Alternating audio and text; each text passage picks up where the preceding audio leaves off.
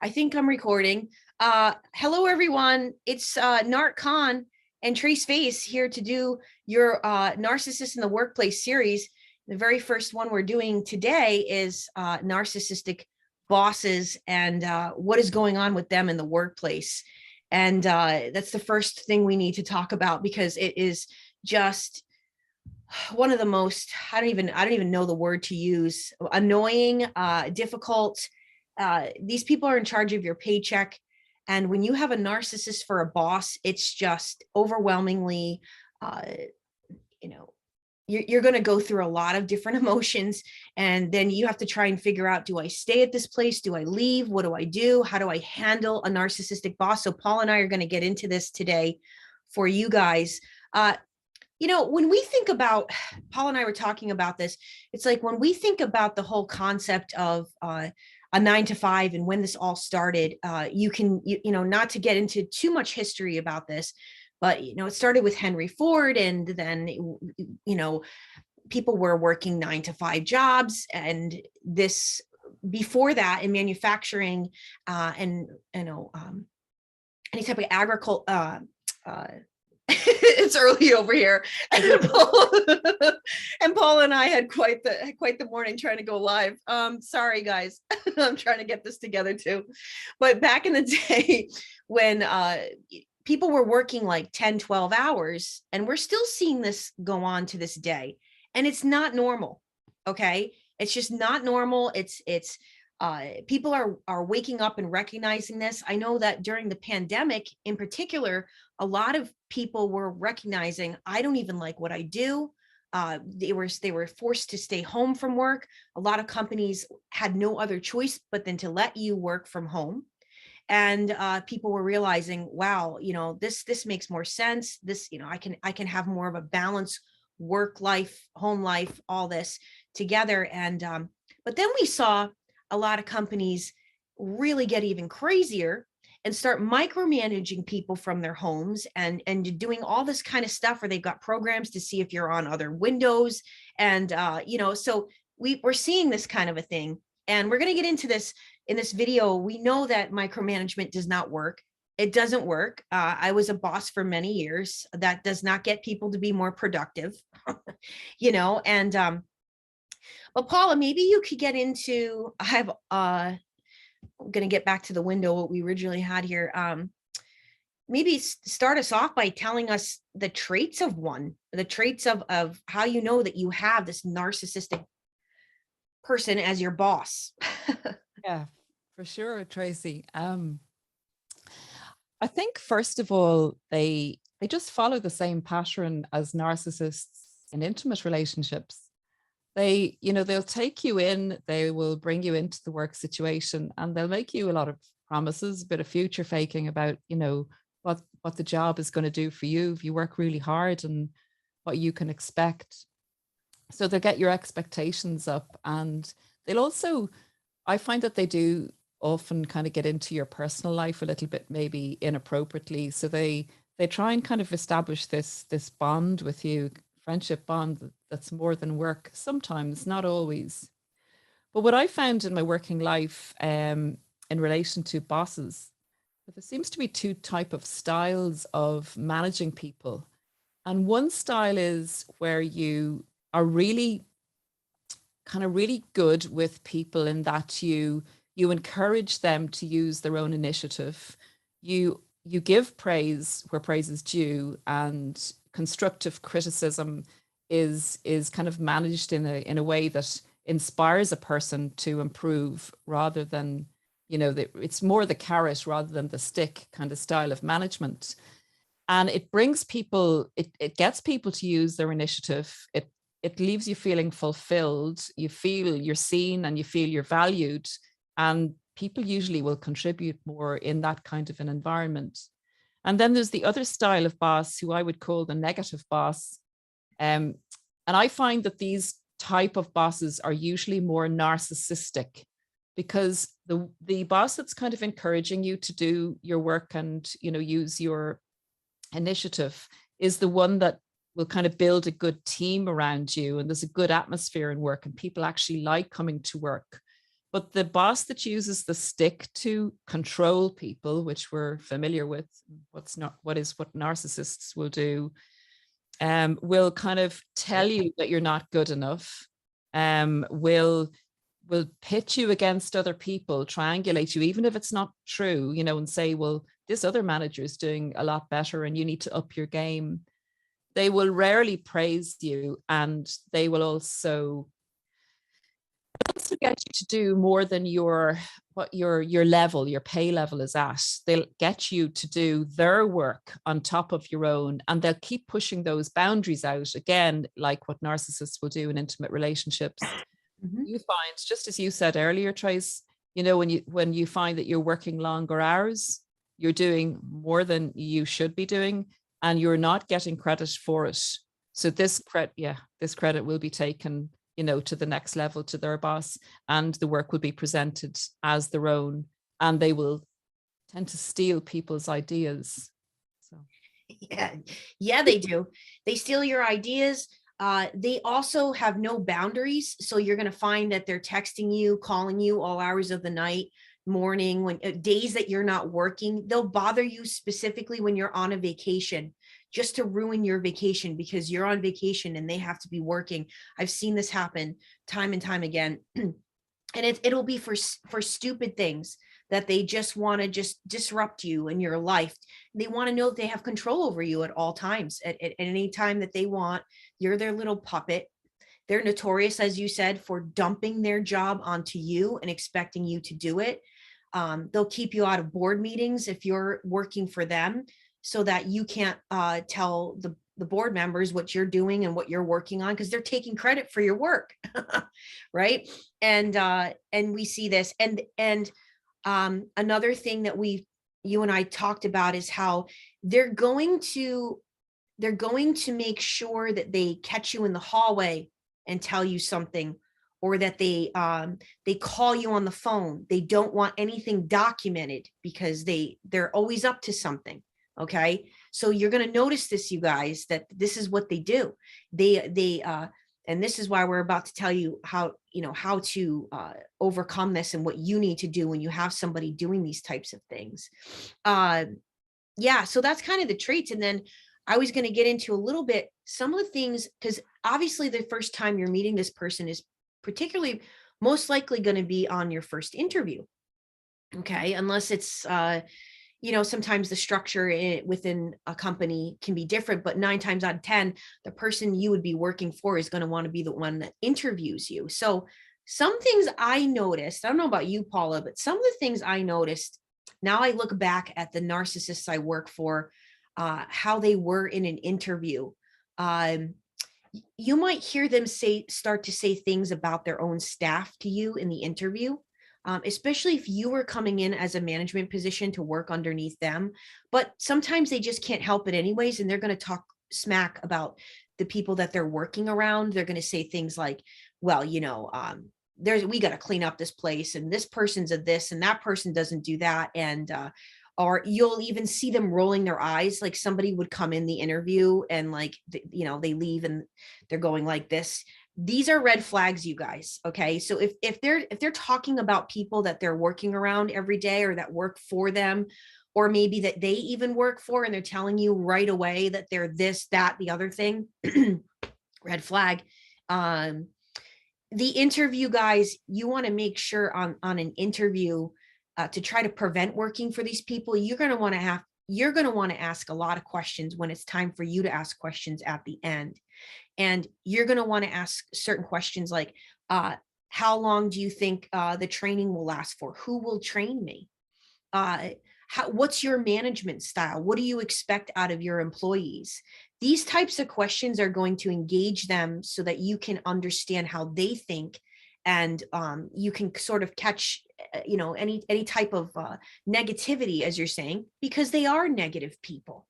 They're incredibly negative people, but of course in the beginning they're going to put on the show, right, Paula? They put on a show. Big time. And Trace as well, if you ask them, if you ask them those type of questions, like what's the management style or what do you expect? If you kind of take over the control of the interview, they're not going to like that at all. So that's absolutely right. That's a great diagnosis tool or diagnostic tool to know how they react to that question. Because if they're normal and they're going to be a great boss, they're not going to have a problem with that being Exactly. acceptable. Yeah, and also they might give you very frank answers because they're not going to get into that with you, because the whole thing is surprise, once you're like 2 weeks into it, you realize who you're working for. So they're not even going to want to get into that with you. They're going to give you very frank or like very very quick answers to something like that, right? Yeah, I mean, if they've nothing to hide and they're genuine, they're going to actually be honest even and say, well, we actually haven't got that in place yet, but it's something we're hoping to do, and they'll go into it and they'll be upfront. Yes. But narcissists aren't upfront. We know that. So Narciss yeah. Narcissistic bosses are you're going to see, you might even ask, like, have you structurally organized, have you done anything different with organizing the company with structure, adding positions, changing positions? Like, when's the last time you done that? They're always doing this, you guys. Narcissistic bosses are continuously like, they're going to do this now. 2 months later, nope, now we're going to add this position. Now we're going to change this person over to here, there, the next place. Oh, nope, now I'm going to have you go down today and work out of this office.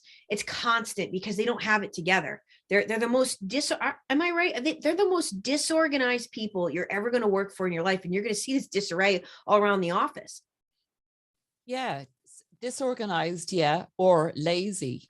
Some of them can be incredibly organized because they need to control the scenario, but oftentimes they will just slither or slide by, in the workplace because they get everyone else to do the work for them. So there's always, they don't actually do the work. They're lazy. So it does look like they have no organization, but they're manipulating, and they know the general, I find they know the general kind of thing of what's going on because they have everybody doing their job for them, if Yeah. that makes sense. Yeah. 100%. And you're going to see this. Well, what do you think, Paula, are some of the ways that you can manage this when you know now, okay, the jig is up, the mask is off, this person is starting to make my life miserable. I know what they are. I know what they're doing. Also, we didn't even get into, you're going to see, to sort of know that you have these people around you, you're going to see they love to pit people against one another. They are constantly talking about people when they're not present in the room. They'll make you think that, you're their friend, and they're going to tell you about somebody's work performance or how they're not doing good. And they might even be in another department, or maybe you have to work with this person, and it's like they want to make you feel like you're in on it. But mark our words, they're going to do the same thing that they're doing with that person to you when you're not present in the room. They're notorious for this. They love to pit people against one another. They love to have people do their bidding. They'll tell you to lie on recordings. Like they'll tell you to do all kinds of things to save face for them. But how now do you think, Paula, how do you manage this once you realize, okay, this is definitely going on. I other people in here are miserable. It's a toxic work environment, otherwise known as, it's what people call it, right? Yeah, they're narcissists, and narcissistic bosses have the most control when they have divided to conquer, I think. So just what you're saying there, Trace, is totally on point. And they will isolate you when they're saying something bad to you, something negative, so that there is no evidence that they've done this. And it's kind of a covert bullying, I think, in the way that they go on. From what I've seen in the workplace, a narcissistic boss really loves someone who just does everything they want without question, lets them steal their ideas, lets them, makes them work overtime, says, yes, sir, no, sir, 3 bags full, sir, or yes, ma'am, no, sir, or whatever. They're the type of people, and I suppose we describe those type of people, and like we've all been at some stage, maybe kind of a bit doormatish. You just you lose your identity and you become a tool of the narcissist. People that come in worst, I think, for, with narcissists are usually people who do have imagination, who kind of have a sense of justice, and who aren't just going to totally kowtow to the narcissist, particularly when the narcissist asks them to break the rules or break the law. And those people are usually the people of integrity, and the people who will stand up to an individual like that are the ones that get targeted by the narcissistic boss more so. So I think you were saying there, Trace, like, what do we do about this? Yeah. It's like, because I think at one point everybody's going to get to a place that they have to make a decision. Do I stay, and how do I manage this? That I've got this narcissistic person over me that's, because it's going to, at some point, it's going to come to an end. Either whoever they're working for is going to finally catch on and get rid of them and realize that they are the cancer that's spreading around the entire place, or they're going to, you're going to get to a point that you can't take it anymore and you have to leave. Now, I have actually seen before where sometimes if you can establish your boundaries very clearly in the beginning, they can sometimes back off. But like you were saying, Paula, it's very rare. It's hard to do, but there's been times I've seen that happen where they're like, oh, I'm not going to get away with what I usually do with this one. Like this one's not tolerating any of this. And I think this is where it comes in that, documenting things. If they get you in the hallway and they say, hey, Paula, I need you to do this, that, and the other thing. And you're like, okay, well, I've got all these other things that you asked me to do today. You want to go back to your office and hit them with an email and say, just so I'm clear, so it doesn't look like you're documenting this, but sometimes they're going to catch on that you are. And sometimes they know, oh crap, this person's smart. They're documenting everything. And you want to repeat what they just said to you. You just caught me in the hallway and said you wanted me to do A, B, C, D, E, F, G, but I already had all the other things you asked me to get done. How do you want me to prioritize this? And then see, this catches them off guard. And yeah, a lot of times if they're really, really hateful people, they are going to make your life miserable when you start doing this, and they're going to start targeting you. They're going to start doing sitting you down every 30 days to tell you everything that you're doing wrong. And and then what they're doing. Exactly what they're up to, right? And I think it gets to a point, like we're saying, you have to figure out, what am I going to do here? I know, what did we have here in our notes? I know you and I were talking about, like, a lot of times they're also going to, you can talk about when they enforce the flying monkeys on you too. They're going to do this, they're going to get people in the office to gather around, right, Paula? And don't they find people that are just like them to try to work, or they find doormats? Yeah, absolutely. I think that they can identify very quickly who's going to be like no trouble and the doormat type of employee, or like an employee who just needs to survive, who is aware. This is what we were coming to, like, in relation to how to handle a narcissistic boss. Okay, so you're in a work environment and you're trying to decide how to handle. You've recognized that this boss is really difficult to work for and is giving you a really hard time. So I guess the first thing you need to do is decide, how badly do I need this job? How badly do I need it? What type of work is it? Is this something that's going to be essential for me? Because you are going to suffer mentally and you're going to suffer stress, no matter how you handle it. So talking about surviving it, if you need to survive it, and minimizing the impact on you, I think would probably be the next thing we could talk about. Is that okay with you, Trace? Yeah, absolutely.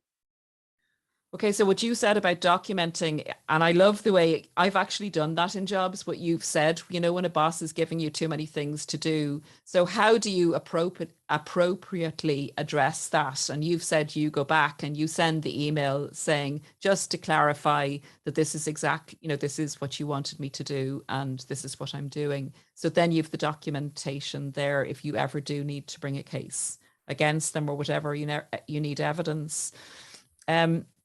The other thing to do is, and you know, we were talking about this before we started in relation to a narcissistic boss will often get you to do the work and then they will steal your ideas and they will present it to their manager or whatever as their own in its entirety and will talk to you about it as if it's their idea.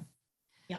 This is extremely soul destroying and frustrating. And when it actually happens to you, it's very hard to keep your emotions in check because your sense of injustice, you know, kind of really rises. And you've been dealing with this obnoxious individual, and then they go and try and strip your identity from you in the workplace.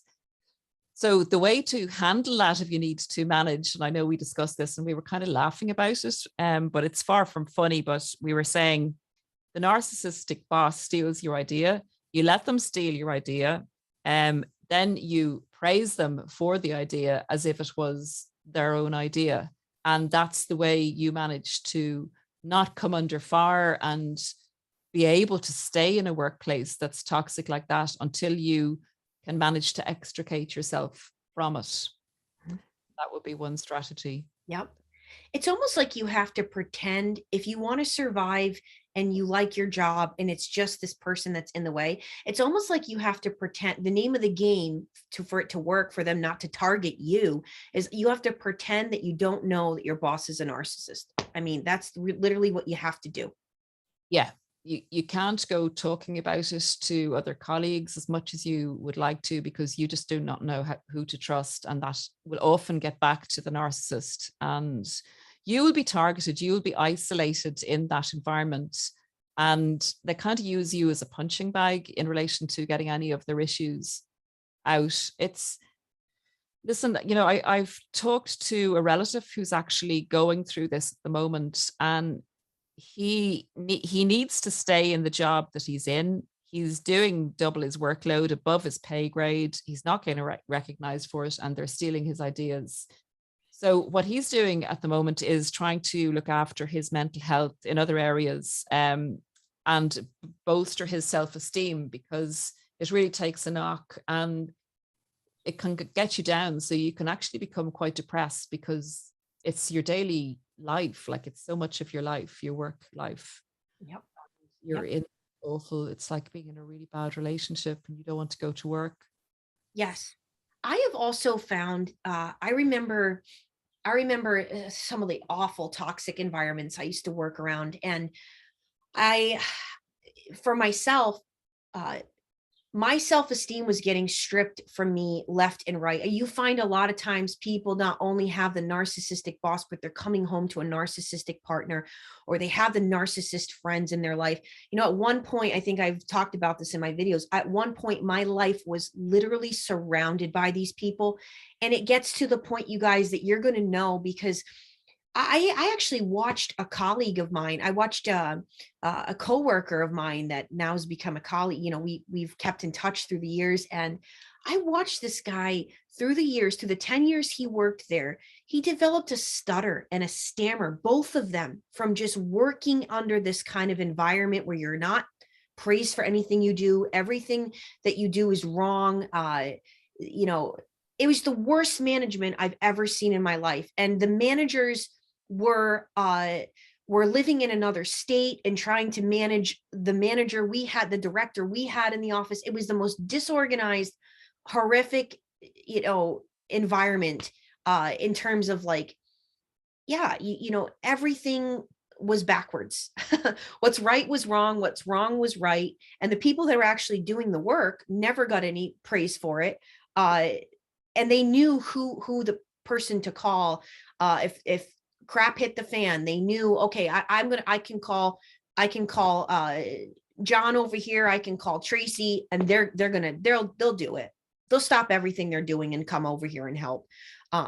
It's just, I saw that. I saw how it really affects a person to the point where like you can't even go into a meeting without shaking when it's your time to talk. I mean, this is what can happen to like really strong people in the end when you work for people like this, right? Yeah. A strong person is the exact opposite of what a narcissist wants, or who a narcissist wants working for them. And you know, to get you removed from the company, to get you out of the workplace, they will often really, really blame shift. I find this one is one of their big tactics to get people out. So even though it would be their pay grade to look after something or be responsible for something, they will throw you under the bus in relation to when something goes wrong, and you'll actually be sacked, and you'll have done nothing wrong. So it's so important to keep the documentation, the times when things happen, and write the emails like we said earlier. And then maybe you've something tangible to go to upper management with, and you have some chance of being able to stand up for yourself if you, as I say, if you have to stay in that particular work environment, Yep. because it is so destroying. And often times narcissists hunt in packs, as I'm sure you've said on your channel, and you may find you've a narcissist at work, a narcissist in your home, and a narcissistic relationship all going on at the same time. Yeah. And yeah, and I've had that experience, and coming out of it is, you're really, really saving your life coming out of it, because they're at you at all sides. Yes, they are. And you guys got to be really careful too. I've watched this happen to people thinking, oh, I have a safe place to call HR and tell them what's going on around here. Oftentimes the narcissist is in bed with HR. Okay. like you think that, you know, what's that, Paul? Maybe literally. Yeah. Oh yeah. Oh yeah. I mean, they do crooked things like this to ensure that nobody's ever going to go around them and out them for the things that they're really doing, or not doing, I should say. You know, they're not doing. There was a there was a narcissist boss that I worked for a time, and somebody that we know had actually stayed with them for a little while, and they said, do you know that they literally do nothing, because they were working from home, and this person was staying with them, and they're like, they don't lift a finger and do anything. Like they do nothing all day. I said, I know, who do you think was running around doing their job for them? You know, you can't, you can't even imagine the stories I have from all the years of this and just how it works. Yeah. So they're gonna, if you think you have a safe place to go and talk about what's really happening, you got to think twice about that, because oftentimes I actually watched at this company, one of my employees call HR on how poorly everything was where we were, which she was absolutely right, and it was wrong of how they went about firing her, because it was just so many unethical things going on. And I watched her leave after she called, and I was in the room with her, and you know, the HR didn't know I was sitting in the room. I forget how this went, but I just remember her calling back my director and laughing on the phone about it, like right there in front of me. I watched the whole thing go down, and it was just like, you know, that's awful. Like that's supposed to be somebody's like exit interview. It's illegal, actually. They don't care. And you'll find this too with a lot of these agencies that don't have the structure down right, of like there should be an HR that's not involved in your office. They're not in bed together. You'll see a lot of this with religious organizations, religious nonprofits. You're going to go through the bishop and the monsignor, and it's like, you know, there's no HR. Like it's like, you know, it's ridiculous. And we were talking to Paula, about the communal, how these communal narcs take these positions off the get-go, right? Yeah, and we were saying like that they kind of hide in costume. So what you perceive, like they can be in the church, they can be on YouTube. Yeah, yeah. They can, yeah, they get into a position of responsibility, and they look like they're doing good stuff, and you expect that from the position that they're in. But they specifically go there because it's like, it's a mask. It's like putting, they don't have to put on their invisible mask. They put on the clothing of the mask or whatever, the role. They hide behind roles. And what you expect from that role isn't what's actually going on. So they're able to operate in disguise. Yeah. It's really disturbing and disgusting because oftentimes they're going to find jobs and they're going to pick populations that are very vulnerable so that they can look like the hero. They're such a nice person doing all these nice things for people. Yeah. And I know I was telling you about a recent experience I had there, and it's so disappointing when when you look up to someone and they are in that role, and sometimes they can actually be helping people as well, and genuinely.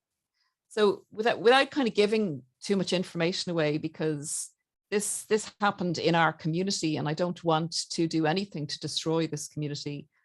I mean, we have narcissists on YouTube, and they're declaring that they're narcissists, and they're helping, empathic people and normal people to recover from narcissistic abuse.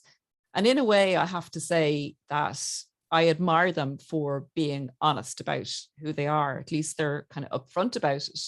Yeah. You also have people who are genuinely helping people, but you don't realize the person behind the mask because they're presenting themselves as a good person and being all for us in the community. And it's not the case. So I was telling you before we came on, Trace, that I did this content about 9 months ago, and I like to use analogies in my YouTube videos as ways of explaining things. I find them a great way to explain things, and people really get the point with it. Yeah. I had this, what I thought was quite a unique, unusual analogy, and I still think it is. It was about shoes, and it was about when the narcissist, people would say to me in coaching, like, the narcissist, how can they just walk away and so easily forget you? And I thought that would be a good topic to do a video on. And do they forget you? They wanted to know. So I thought long and hard about it, and I came up with a shoe analogy, and shoes in boxes, and that the narcissist always will remember that they have those shoes, but they've kind of put them in their wardrobe and shelved them. So I don't look at videos now on YouTube on narcissists because I kind of feel like I know everything. And I'm sure you the same, like, what else is there to know? We've been here, and our clients are telling us all this information. So this is about copying an idea. So I just happened to be in the car driving with Remy, and I just saw this interesting title of a hero of mine who's on YouTube who really helped me initially. And I pressed the play button, and lo and behold, he started to, and halfway through the video, started talking about a shoe analogy in the exact same context of my video. And I couldn't believe it. I really was gobsmacked. And he actually said, it's a good analogy, but he never gave credit. He kind of took it as his own, and he got loads of praise about the analogy. So that's what a narcissist will do, or it's narcissistic anyway, if you can't diagnose anyone, to actually steal another person's idea and have the entitlement to do that. And then I did leave a comment just saying, hi, I'd love to talk to you about this. Did you watch my video by any chance? That was deleted immediately. So there wasn't any accountability there. When we are saying, we're kind of on here and we're talking to our community about what to do and how to do it. My God, when it happens to you again, when it's fresh and it actually happens to you, and that because now you can see the person behind the mask. Yep. And even though they're helping, and I still admire the fact that they're helping, I now know personally, no one else does, unless there's anyone here that can identify who it is, and you. Yeah. That's what that person did, and that's who they are. Yeah. If you ever pay attention to narcissists, they're either going to be really over the top and dramatic in their facial expressions and their mouth. They gotta they're always it's like they'll do things and say things for shock value. Their body language is all over the place. They look crazy, angry, right? Or you got the ones that are just like they're like right up in the thing, and there's like no facial expressions, and they don't really smile or laugh, and it's just kind of like they're just kind of like robotic. And I really pay attention to this. I really do pay attention to this. And so for those of you that are under the hands of one of these people, really start to pay attention to who they are, like their body language, their facial expressions, how they present themselves. Do they have a personality, of a fart, or or do they have a personality that's like really over the top? And you're getting, you guys might be getting a lot of information, or you might even, as you were saying, Paula, you might even at first really look up to your boss. I remember a few of them I did, until all of a sudden I saw them fly off the handle and start hollering at employees. And I said to myself, anyone that can raise their voice, it's 2022, and start yelling at their employees, like, you cannot handle your job. You cannot handle yourself. Like, you should not be in this position to manage people if you're screaming and hollering at them all day. This stuff still goes on. And I mean, it's really hard to get representation if you wanted to fight this. I don't even know. It depends on what state, at least in the United States, it depends on what state you live in. If you were to record them, you could get in trouble for recording them, or, you could use that against them in a court of law. But it's downright. Oh, go ahead, Paula. Yeah. And sometimes you have to make a decision about how much you want to fight, or how much you want to expose a person, and the consequences of that to yourself. Yeah. I think it's something to think about, because it's going to be very stressful, and you're going to come in for a lot of flack doing it. I suppose you could say it's like a whistleblower, maybe, if you want to do that, to take that on. Sometimes we need to, I think, for our own our conscience and our self-preservation, as our belief in who we are. So we need to fight. Yeah. We need to do it from a very cold perspective. I think we need to put our emotions to the side with this, because remember, when you're fighting a narcissist, that's what they will use to destabilize you. 100%. You're going to notice that it's time to really start thinking about this when you're starting to go into work and you're feeling completely unmotivated. And this might be a job that you initially took on because you really cared about the job. You really cared about the work you were doing, right? And all of a sudden, that's being stripped away from you. And the narcs know that you care about the work that you do. They use this against you as a weapon almost, and you're going to find you don't feel motivated to even go in there anymore. I mean, the last senior management position I had, I remember pulling into like the driveway, and my stomach would just start to turn, and I'd sit in the car and just be like, I can't do this. I can't do another day in here. It gets to that point, right? And you're not sleeping, you're going over scenarios in your head and the injustice of it. And at some point you have to lay that down and decide whether, how you go forward with it. And if you're going to fight, you need a lot of support. You need to be really looking after yourself, because it's a big toll on your mental health. But if none of us stand up and fight, then these creatures, what I call them sometimes, because there's a lot of evil, they do a lot of evil stuff to a lot of people, and they destroy people. If we don't hold people accountable, not that we're like perfect or anything, we're kind of saying here, oh yeah,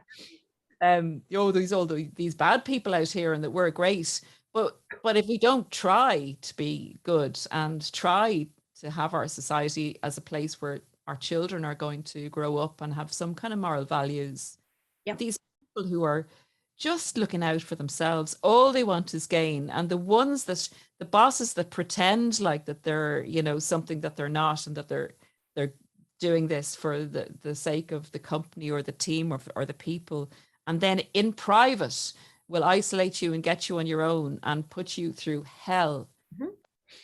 And the torture sometimes, I think, Trace, have you found this is, and people will say to me, no one else knows this is going on. And am I being crazy thinking that this is actually, happening?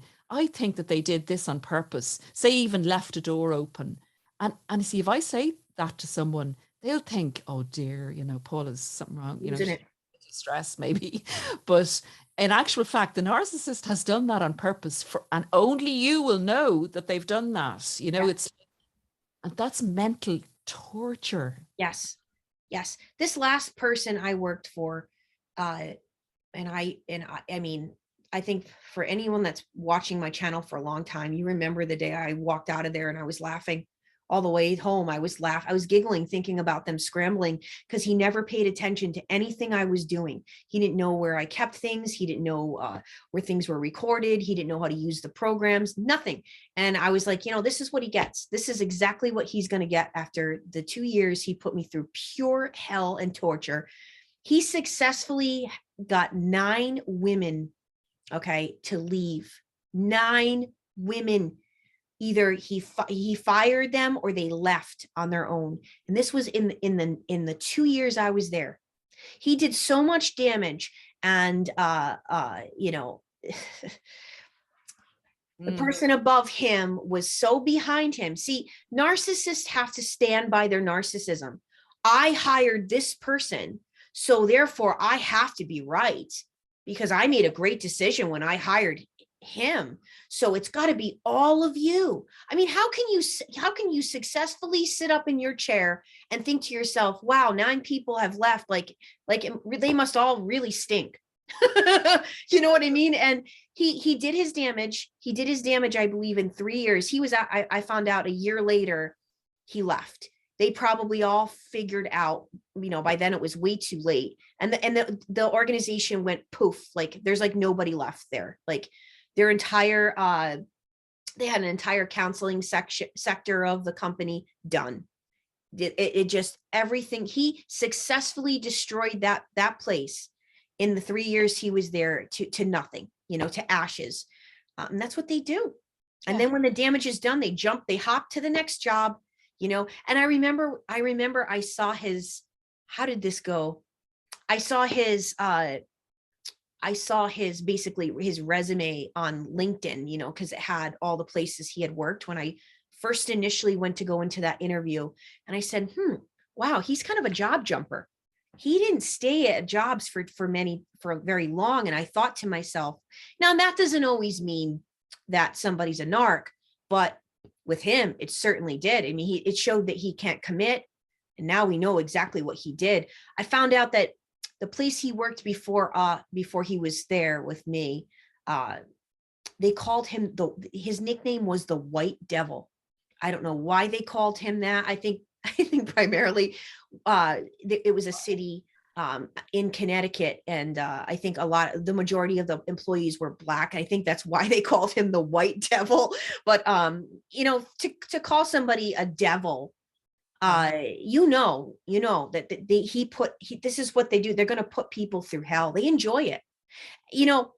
This guy in particular, he would go home to his family, and I saw him be like the top-notch father to his kids and to the wife. And, I don't know if he secretly would abuse her and use her as a punching bag. Who knows? But you would have thought this person had it all together until we realized what we were dealing with. I mean, he was that covert. Yeah. I mean, a lot of them will take their frustrations out in the workplace and then will be, great at home. And then the opposite happen. They'll take it out at home. They'll be perfect in the workplace or come across as, quiet and happy and all this, and they'll take it out on their spouse at home. Yeah. Actually, a few subscribers wrote into me, and one of the letters is just coming to mind now. It was this lady, and she'd moved to a new place, a new country, and she was really looking forward to a new job. It was everything she'd hoped and dreamed for. And she said that this person who had been in the company 30 years used to walk up. Now, I heard your video about the person who came up behind someone and was farting on them. Oh my God, and just unbelievable. Oh, by the way, guys that are watching this, she got fired last week, everyone. She got fired for farting in the office. Can't make this up. But I said it the other day on the video in the beginning before it got cut off, because my friend called me and it cut the beginning of the video off. But I did tell people, but it didn't come through in the recording. But anyway, I thought I would share that, guys. The farter is gone. But go ahead, Paula, you were saying. Good, because I mean, I suppose there's nothing written in the HR rules about that. You know, be quite unusual. Farting being a reason to give a verbal warning. But anyway, yeah, so I was in fits. Terrible for someone to have to go through that. But I was really, it was quite humorous. So yeah, this person had the same thing without minus the farts, as far as I know. She didn't say it in the letter, but this guy who'd been in the company for 30 years would walk up and down behind her workstation, you know, continually, and just stop quietly behind her and then move on again. So only she knew about it, but he did other things as well. But that was, you know, she did report it as being a bit unnerving. Nothing was done about it. So she guessed, well, he's been here 30 years. I'm just new. And she decided to leave, even though it was her dream job. Yeah. This is what I mean. And I'm convinced, because we're going to do more on this series. We're going to talk about what to do when you have them in the workplace as your coworkers, and how we're going to get into, like, your coworkers are not your friends, guys. Okay. We're going to get into that in the next one. But yeah, I mean, I'm convinced no matter where you go, I mean, look at all the different industries I've worked in. The last 3 restaurants I had waitressed at, I was a server at, there was a bunch of them there. There was a bunch of them in the office place. I mean, I've had a lot of different jobs. I've worked for a lot of different people in my lifetime, and looking back, there's gonna be one. And usually if there's one, there's more, and you're gonna have to know how to navigate through this and decide for yourself, like, is it time for me to do my own thing? Is it time for me to branch out is it time for me to start looking at my own skills and see maybe what I could do, so that I don't have to keep going through this, you know? And you're going to you'll still find some good managers out there that are fair and that are good, that actually do training on how to manage, are keeping up with that, realizing micromanagement does not work. It's, you know, that actually is going to make people so much more unmotivated when you have a boss that wants to know every time that you do fart, you know. What are you doing? How come you were in the bathroom for 10 minutes? It's like, do you really want to know? Do you really want to know that? I'll tell you. It involves my monthly cycle. Would you like to hear about it? No, but you know, I mean, these people, they'll go to the lengths to make you feel uncomfortable.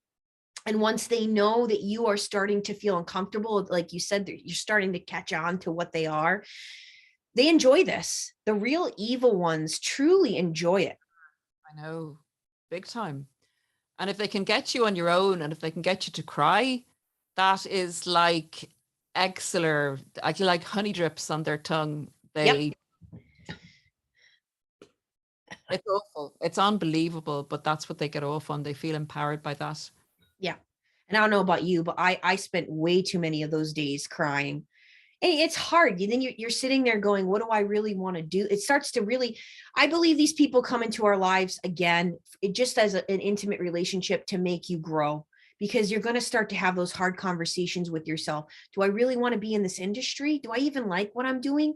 What is it about it I still like? Maybe I could start, you know, interviewing other places. And, you know, this is what I'm going to give you guys the advice too, because for many of you that don't know, I also was a recruiter for almost 14 years, helping people find jobs. So always, in my humble opinion, go on interviews. Always, even if you really love your job and somebody happens to contact you on LinkedIn and says, hey, I see that you've had this experience, would you come? This is how you're going to stay relevant. And this is how you're going to know, like, if crap were to hit the fan tomorrow at my company and say my boss I really love left and this new clown comes on in, at least you're networking, you're constantly getting more connections in your life, right? So because these people could be resources for you, that you never know that one day, you guys are working together, or you're starting a business together, right? I mean, you Trace. never know. That's a fantastic point. To make if you have to stay to manage your narcissistic boss, by using some of the techniques that we said, and then to look at the upside of it. I was actually reading in a book there this morning. Now I can't quote it per se, but I think it's a quote by Milton, one of those poets, and he said something like, "The mind is a place that can make heaven of hell, or make hell into heaven."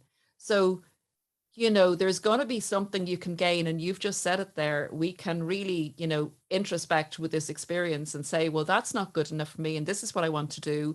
And then whatever experience you're getting there, that experience can shape the trajectory going forward. And you can really, if you use it to your advantage, instead of becoming the victim, even though you are a victim, become the hero of the situation for yourself, and Yeah. use the experience as a chance to grow and turn it around, turn it on its head, make it a challenge, and grow from it, and bring that experience into the next good job that you'll be in.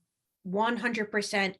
I always say too, if you have an opportunity at your job to go to these networking events that a lot of times your bosses will have you go to, and go to those, even if they're uncomfortable and you don't know anybody. Go to the convention centers when they have hiring. They have the what do you call it? Hiring fairs and things of this nature. Go to those things, guys. Go to any type of networking thing like that. Make friends with people. Yeah, even if it's the bartender and no one's talking to you at the event because you don't know anyone, just sit there and make friends with someone, or just jump in on someone's conversation. It's hard when you're more introverted, but those connections I made in the years. Some of those people came to my wedding. You know what I mean? So you just well, that was a joke, but but anyway, these are the people that can possibly help you, or you could possibly help them in their lifetime, and it's a good exchange. I think it's really like a numbers game. The more people the more networking you can have, and more options you can have in life, so you don't feel like, oh, it's do or die. I either go to work and get my paycheck, or I can't survive. Yeah. And one other thing I was just thinking about there as you were saying that, Trace, is that, we're looking at the positives and things. A lot of people do see what the narcissist is doing. And sometimes you think, well, you're not getting recognized and the narcissist is taking credit and stuff. Some people do, and they're keeping that at the back of their mind, and they will, stand up for you at some stage. So yeah, so keep positive and make the most of the situation, and network, like you said, and let people know the real you, because there are still good people out there. It's not full of narcissists. Yeah, 100%. That's exactly it. I know some people right now, they're like, wow, I got to get my pension, and I need a retirement. And for some people that works for them. They want to go into a job and they don't want to take it home. They want to have their set hours, and that makes sense. But you got to ask yourself, do I have other skills and talents that I could think outside the box and use? Let me You guys could go on informational interviews with anyone. Literally, most people love to talk about themselves, you guys. They love to talk about themselves. So if you were to contact, you say you were into fashion, like Chris that was on my channel. He could contact people in fashion design and ask for an informational interview via Zoom or the phone, and pick their brain apart. How did you get here? What this is how you guys can do things like this, and be in a job that you never even dreamed of, by doing things like this and talking to people that actually have done it. So start to think outside the box and think to yourself, what would make sense for me? This is not fulfilling me. I know I have more to myself than this. Yeah. Well, I know we've certainly I think we've got into it with this one, Paula. What do you think? It was a rough start. Oh, I'm so sorry about that. kind of messing. We just, yeah, it's the first time I ever tried to go live, and it's a learning process, so we won't give up. But I'm sorry now, Trace, because I know you're live on your channel. You're still live at the moment, are you? No, I'm not live. Nope. I shut off all the live settings. So I'm going to put this up probably later on today. I'll have it like set up to go on at a certain time on YouTube. Yeah. Right. Well, look, we'll try and get our act together for the next time to be it's great to get people's comments. And yeah, so that's the narcissist boss, I hope, done. And sure, if anyone has any questions for the next one we're going to cover is the colleague. Is it the work colleague, I think? Yeah. Yes. Yep. We're going to get into that next because they can make your life equally as miserable. And we need to help you with that. Especially, you know, if they're walking around the office farting on you. You heard it here first, guys, with Narcon and tracefaceit. And I hope you guys enjoy this video. Please leave some comments for us and let us know some of your experiences, or if you got anything out of this video, or if anything you wanted to share about narcissistic bosses that could help other people out there. Well, thanks again. This is Narcon, and this is tracefaceit, and we're happy to be here sharing this workplace series with all of you. Take care, guys. Soon. Bye. Bye, Trace. Bye-bye.